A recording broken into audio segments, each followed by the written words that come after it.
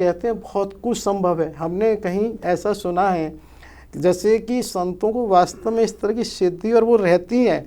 मैं एक प्रसंग थोड़ा सा बताता हूँ भाई। कभी हमने सुना है वो इसका उपयोग ठाकुर जी सिर्फ लीला कराने के लिए करते हैं, मजबूरी बस। जैसे कभी सुना हरिराम बाबा कहीं भंडारा हो रहा, घी कम पड़ गया, उन्होंने गंगा जल छोड़ा, उसी से हो गया। और तो और एक चीज़ मुझे और प्रसंग ध्यान आता है, वर्तमान में मथुरा वृंदावन रोड पर क्या होता है, लीलानाथ ठाकुर के नाम से पागल बाबा का एक मंदिर बना हुआ है, जिसको सन 70-80 के बीच में वो बनाया गया था। तो उस समय क्या होता था, सीमेंट वगैरह पे बड़ा वो था, एक तरह से परमिट वाई स्थिति थी कि जिसको सहज नहीं था। अन्य चीज़ें भी थी। तो वो क्या होता था, जब भी ट्रक आते थे, मुझे स्मरण आ रहा था, वो चेकिंग में होते थे, तो जब वो चेक करते थे कुछ और निकलता था और आता कुछ और था। तो ये ऐसा नहीं है, ये सिद्धियां हमारे यहाँ थी, हैं और आगे भी रहेंगी, लेकिन जन प्राय में नहीं आ पाती हैं, क्योंकि उसका उद्देश्य उन्हें अपने को प्रमाणित करना नहीं है। ये तो प्रभु की लीला होती है, जो इस तरह से वो संतों को आपने कहा लीला ही होती है। मतलब एक हमने भी सुना कि हमारे दादाजी के सुनाते थे, और जब फौज में थे तो कोई बरगद का पेड़ था उस समय पे, और किसी संत का लगा, उसके मतलब कोई पत्ते नहीं गिन पाता था, मतलब कम या ज़्यादा होते ही होते थे। ऐसे जैसे आपने भंडारे की, ये अनेकों संत लीला हैं कि वो कभी भंडारा कम पड़ा, किसी ने पानी से लिया, किसी ने घी से, मतलब पूर्ण भंडारे कराए। तो यहाँ पे इसी से जुड़ा हुआ मैं प्रसंग ले रहा हूँ, रावण और राम जी का। एक तरफ युद्ध में राम जी का जो तरकस का बाण है, मूल है, वो ऋषियों का वरदान था कि आपका तरकस खाली नहीं होगा। एक तरफ वहीं रावण को माया करनी पड़ी।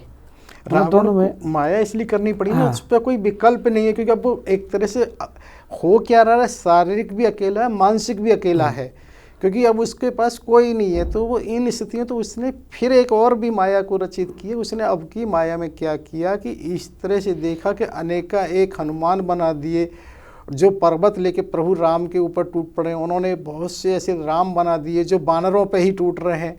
तो उससे कोलाहल तो वापस में हो रहा है, लेकिन उससे प्रभु पे तो उन्होंने बाण छोड़ा, सब माया एक बार में हर ली। क्योंकि मैं इसको आज वर्तमान समय से जोड़ना चाहता हूँ कि उसमें देखो, जैसे रावण ने माया खेली, तो जैसे आपने बताया वानरों पर और जो लोग थे उन पर प्रभावित हो गए कि रावण की माया से भयभीत हो गए या ज़्यादा प्रभावित हुए। आज भी यही हो रहा है। तो हमें तय करना है कि जो हमारे संत देवी देवताओं के वरदानों पर जाना है या उनकी कृपा पर जाना है।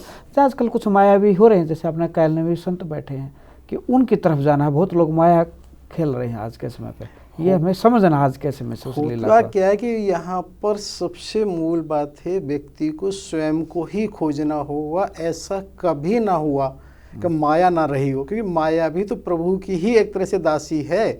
तो ऐसा आज भी है, कल भी था और कल भी रहेगा। ये स्वयं ही हमें खोजना है, और इसका सबसे बड़ा एक मूल कारण है, हमें अपने परिवार में जहाँ माता पिता हैं, उन माता पिता को समुचित स्थान देना पड़ेगा। वो किसी वजह से नहीं है, जो उसका विकल्प बड़े हों उनको देना पड़ेगा, क्योंकि उनके पास अपने जीवन का अनुभव होता है, जिसकी वजह से वो मार्गदर्शन उन्हें मिल सकता है। अन्यथा तो कहीं ना कहीं आप ये देखिए कि जो चीज़ है मूल और वो बनावटीपन हमेशा है और रहेगा। इसी में एक वर्तमान समय से एक और प्रसंग जुड़ता है। अभी जो राम जी और रावण का युद्ध चल रहा था कि रावण अपने रथ पर है, राम जी पैदल हैं।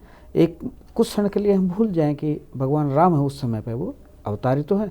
तो आज के समय पे हम इसको कैसे जोड़ें कि मान लो कोई संघर्ष जीवन में करा, उसके सामने एक भावुक व्यक्ति है और वो एक सामान्य प्रक्रिया में है, तो विजय किसकी मतलब होगी, उसको किस रूप में उस लीला को ले राम जी के। भाई राम जी की लीला तो एक सीधी सी बात है, जहाँ सत्य है, जहाँ आना है वही जीतना है। क्योंकि नहीं, आपने कहा था ना कि राम जी